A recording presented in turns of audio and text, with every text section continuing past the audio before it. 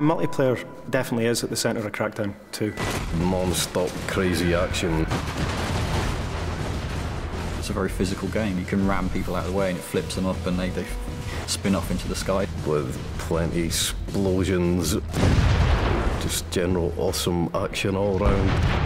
Picking up vehicles, throwing them across the road. A multitude of weapons at your disposal. If you can break it off, you can use it and you can hit people with it. It can just cause complete devastation. We just thought, right, well, let's go all out. Let's give them as much as we possibly can. In order to make things clean, you destroy everything. You know, fire cleans all. Episode 1, Fun with Friends. A lot of people love the fact that you can have this open world environment and mess around with your mates. We've doubled the amount of players for co-op. We've turned it up to 4-player co-op, 4 times the people, 4 times the fun, basically. There's so many things to do in the city, it's pretty remarkable that we've managed to fit that in. We have to make all of those missions support 4 players. And not only that, we have to make sure that those missions are supported for 4 players, playing 4 different missions scattered around the world of Pacific City.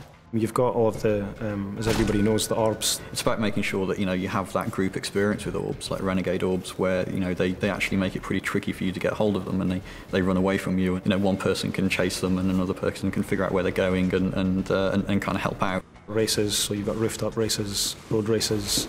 You've got all the achievements in the game as well, and there are a bunch of stats that we track that also go on leaderboards. I'm getting excited, citizen. You must remain composed.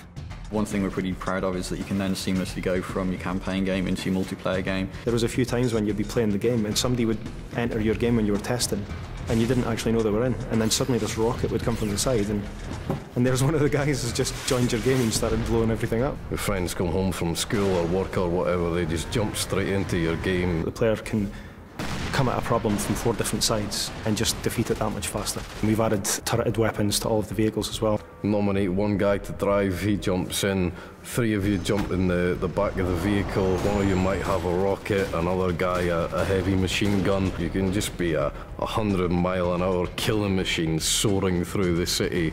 It's awesome. It's really down to the player to try and figure out tactics and strategies to use co-op gameplay. You can decide to ignore any direction you've been given and just mess around, do what you like. And we've added in the 16-player PvP. We support up to 16 people in the online game, and that's varying on different game types. At the moment we've got 3 different game modes: Deathmatch, Team Deathmatch and Rocket Tag. Rocket Tag's a little bit different. Basically, you've got to carry the orb for as long as possible, and the longer you carry it, the more points you score. Everybody's chasing one guy, rather than it being kind of everybody against everybody. It's a lot more over the top than what's around at the moment. We want people to play it as long as possible and really create, you know, a community for Crackdown. What I describe as one way of playing the game, someone else is going to say, oh, I'm not sure about that, but will have a completely different and brilliant experience than somewhere else in the game. So, I mean, there's so many different aspects, and we've tried to cram a lot in Crackdown 2 and just hope that you guys enjoy it. Brace yourself, man. It's going to be a wild ride.